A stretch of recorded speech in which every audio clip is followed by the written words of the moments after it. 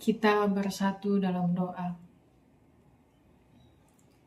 Segala puji dan syukur kami ucapkan kepada Tuhan.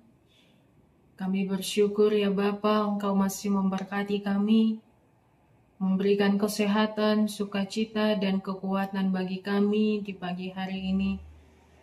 Sebentar Tuhan, kami akan mendengarkan firman-Mu lewat renungan kami di pagi hari ini. Kami memohon kepada Tuhan, biarlah kiranya Engkau ya Tuhan yang membimbing hati kami, supaya firman-Mu sungguh-sungguh kami mengerti dan kami lakukan di dalam kehidupan kami. Tuhan, kami juga menyerahkan seluruh kegiatan kami, aktivitas kami di sepanjang hari ini ke dalam tangan pengasihan Tuhan. Kiranya Engkau ya Tuhan yang membimbing, menyertai, dan menolong kami di dalam menjalankan setiap aktivitas kami. Dalam nama Yesus kami berdoa. Amin. Shalom, salam sejahtera bagi kita Amang Inang dan seluruh jemaat Tuhan dimanapun kita berada pada pagi hari ini. Marilah kita kembali mendengarkan firman Tuhan lewat renungan kita di pagi hari ini yang tertulis dalam Markus pasal 5 ayat 19. Yesus tidak memperkenankannya, tetapi ia berkata kepada orang itu, "Pulanglah ke rumahmu, kepada orang-orang sekampungmu, dan beritahukanlah kepada mereka segala sesuatu yang telah diperbuat oleh Tuhan atasmu, dan bagaimana ia telah mengasihani engkau. Alai dang diloas di dogma tuibana. Muli maho tuah kasih solhotmu, pajojor matunasida, godang ni nabinahin ni Tuhani tuho, dohot pangasihina iho." Demikian pembacaan firman Tuhan. Bapak, Ibu, dan saudara-saudari yang dikasihi oleh Tuhan Yesus Kristus, untuk memahami renungan kita pagi ini, yakni Markus 5 ayat 19, maka kita perlu membaca di ayat sebelumnya, yang mana di sana dikisahkan sebuah peristiwa yang sangat luar biasa, yakni peristiwa Yesus mengusir roh jahat dari tubuh seorang pria yang selama bertahun-tahun telah dirasuki oleh roh jahat.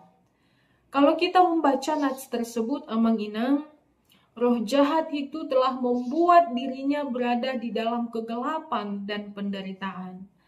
Selama bertahun-tahun, ia berkeliaran di antara kuburan, berteriak siang dan malam, bahkan melukai dirinya sendiri. Tidak ada yang bisa menjinakkannya, dan masyarakat pun menjauhinya karena ketakutan.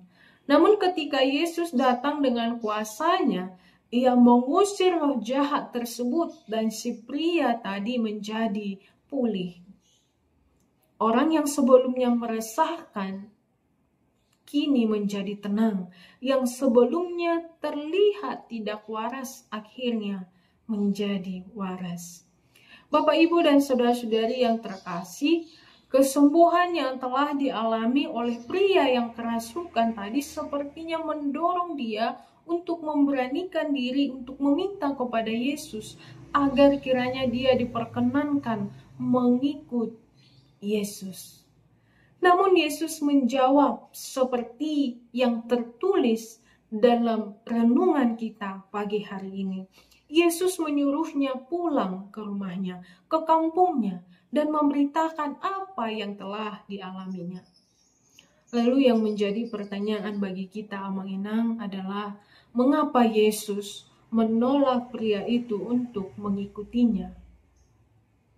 Amang Inang, kalau kita melihat dari ungkapan Yesus, kita akan menemukan jawabannya.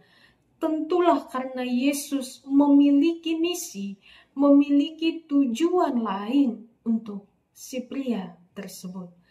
Keinginan si pria tadi tentulah tidak salah, tapi Yesus punya jawaban lain, punya misi lain untuk si pria tersebut.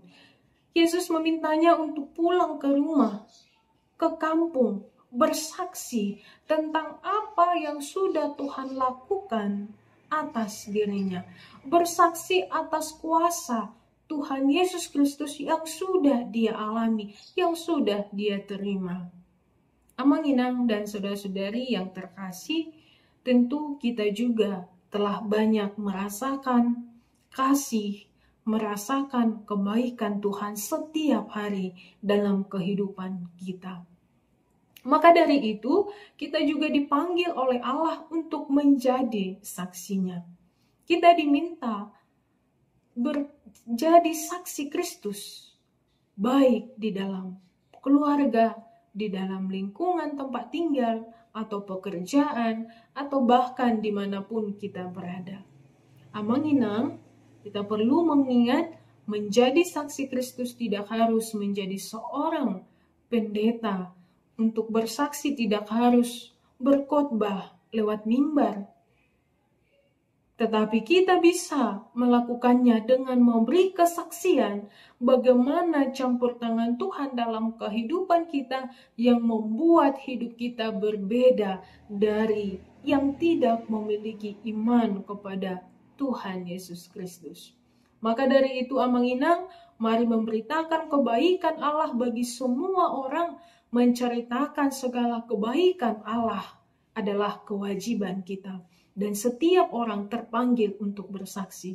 Oleh karena itu, biarlah lewat cara hidup kita, lewat kesaksian kita, lewat pujian kita, semakin banyak orang yang datang untuk memuji Tuhan. Amin, firman Tuhan.